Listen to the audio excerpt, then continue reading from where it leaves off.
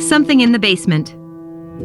I used to have to move around a lot. My father was in the military, so my childhood was not a happy one.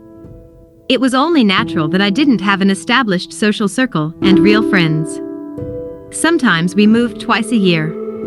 Only in one place we lived for a year and a half, and that's where this story happened. In the yard where my father was given a temporary apartment, there was a bunch of guys I hung out with. The guys were older than me, and they always made mean jokes about me. Usually it consisted of making some kind of bet that I couldn't fulfill. When I lost, I would sneak stew, sweets, or toys out of the house and give them to my buddies.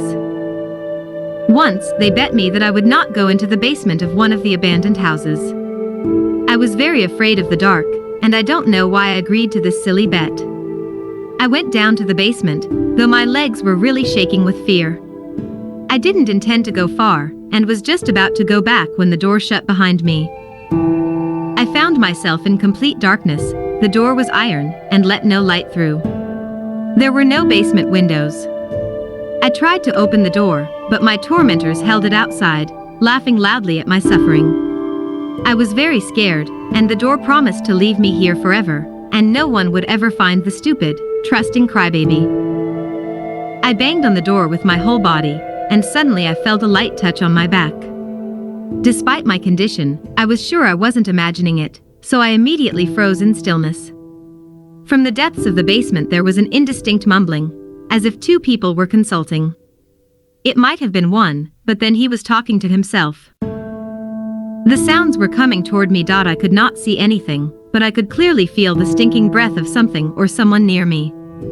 Out of the darkness they touched my hair, yanked on my shirt, pushed me in the chest so that I flew back to the door. For some reason I thought I was going to be tasted in the next minute, so I started pounding on the door with redoubled energy, promising my tormentors I would do anything to get me out. Something from the darkness approached me. I felt my hair being grabbed and started to pull my head up, opening my throat. Suddenly, my back felt free, and I tumbled out through the open door. The whole company was standing nearby, grinning at me.